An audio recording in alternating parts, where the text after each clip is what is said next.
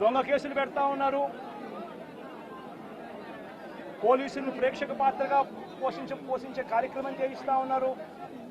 చివరికి ఏ స్థాయిలోకి law and order వెళ్ళిపోతా ఉంది అంటే లా అండ్ ఆర్డర్ గురించి పట్టించుకునే పరిస్థితిలో పోలీసులు ఎవ్వరూ లేరు. లా అండ్ ఆర్డర్ ఏ స్థాయిలో వెళ్ళిపోతా ఉందనంటే చివరికి అమ్మాయిల మీద అత్యాచారాలు జరుగుతూ ఉన్నాయి.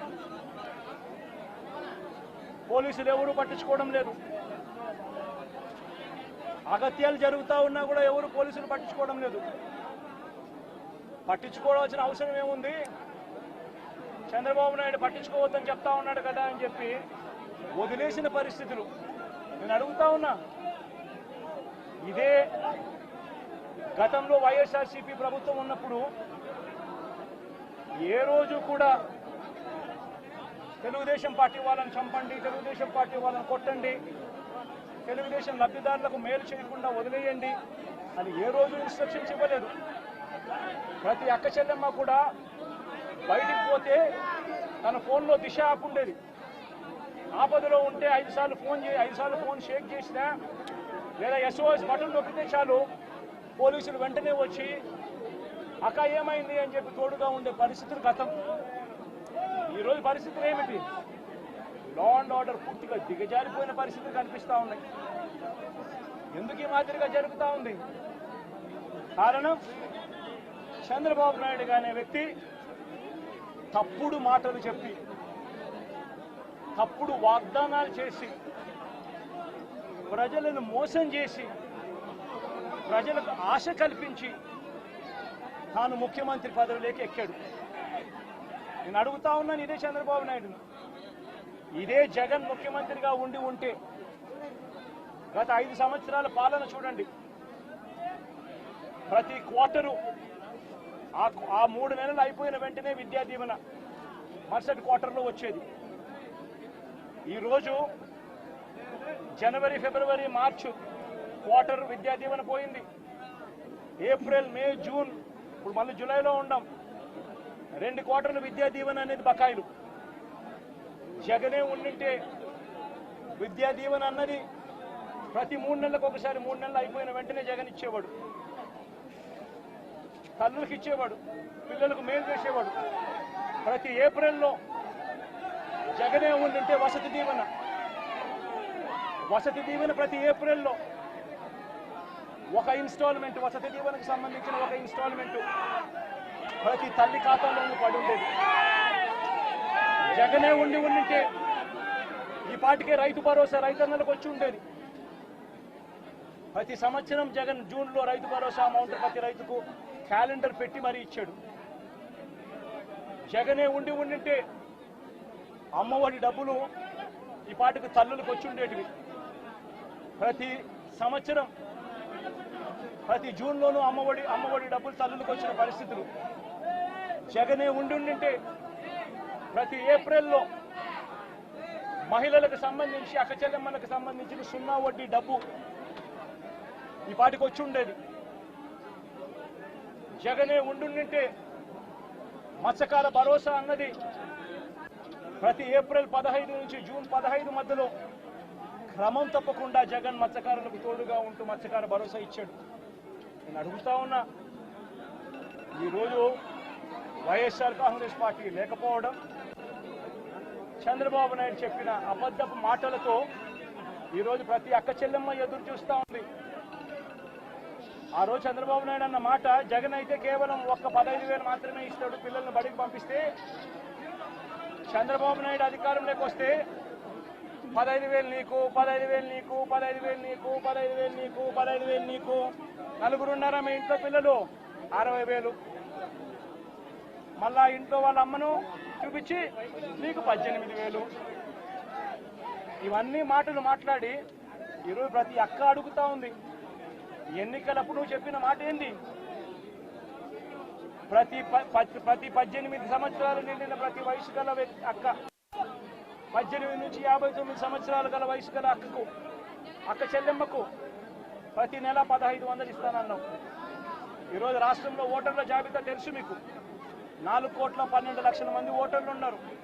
ఓటర్ల జాబితా అంటే దాని అర్థం ఏమిటి? దాని అర్థం వాళ్ళందరూ కూడా 18 సంవత్సరాలు పైబడిన వయసు పడిన వాళ్ళనే కదా దాని అర్థము. మరి అందులో 2,10,00,000 మంది అక్క చెల్లెమ్మలు ఉన్నారు, 18 సంవత్సరాలు పైచిలుకు పడిన వాళ్ళు. ఆ 2,10,00,000 మంది అక్క చెల్లెమ్మలకు పెన్షన్ తీసుకుంటున్న వాళ్ళు కాస్తో కూస్తో కొంచెం పక్కన పెట్టినా కూడా 1,80,00,000 మంది అక్క చెల్లెమ్మలు ఈరోజు మాకు 1,500 ప్రతి నెల ఇస్తానన్నావు. ఏమైంది మా 1,500? మా పరిస్థితి ఏమిటి?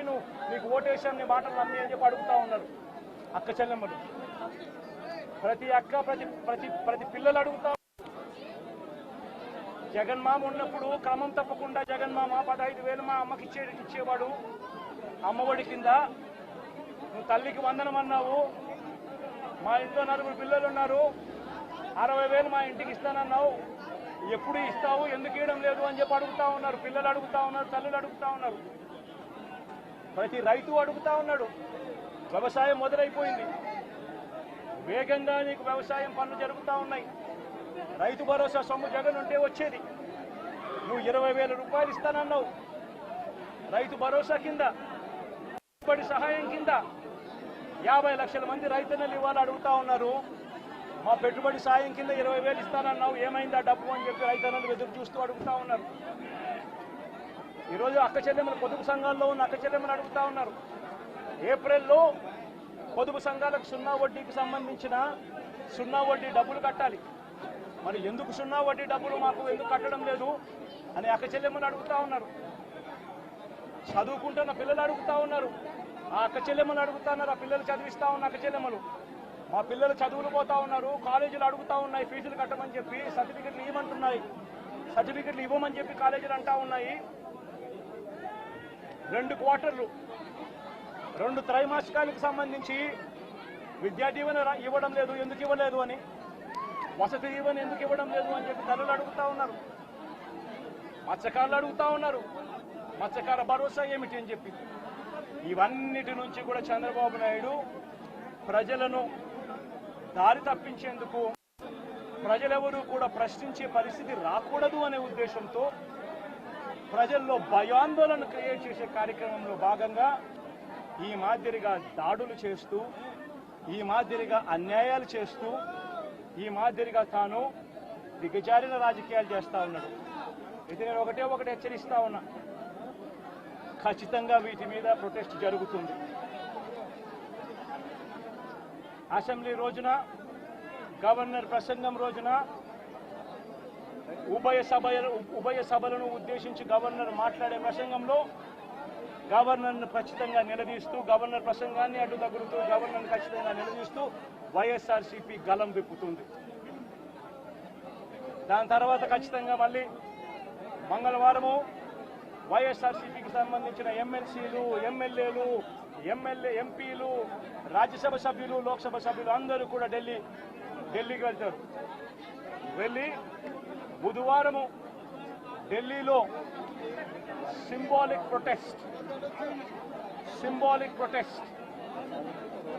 సింబాలిక్ ధర్నా ఢిల్లీలో చేసే కార్యక్రమం కూడా చేస్తాం. రాష్ట్రంలో జరుగుతూ ఉన్న దాడులు, రాష్ట్రంలో ఉన్న లా అండ్ ఆర్డర్ పరిస్థితులను దేశమంతా కూడా చూసేట్టుగా, దేశమంతా కూడా దీన్ని గమనించి, దేశమంతా కూడా దీన్ని ప్రొటెస్ట్ను వాళ్ళు కూడా ప్రొటెస్ట్ చేసే విధంగా దీన్ని హైలైట్ చేసే కార్యక్రమం చేస్తాం. ప్రధానమంత్రి గారి అపాయింట్మెంట్ ఇప్పటికే అడగడం జరిగింది. అమిత్ షా గారిని ప్రెసిడెంట్ అపాయింట్మెంట్ కూడా అడగడం కూడా జరుగుతుంది. వీళ్ళందరూ కూడా అపాయింట్మెంట్ ఇస్తే వీళ్ళందరినీ కూడా కలిసి వీళ్ళందరికీ కూడా చెప్పే కార్యక్రమం కూడా చేస్తాం.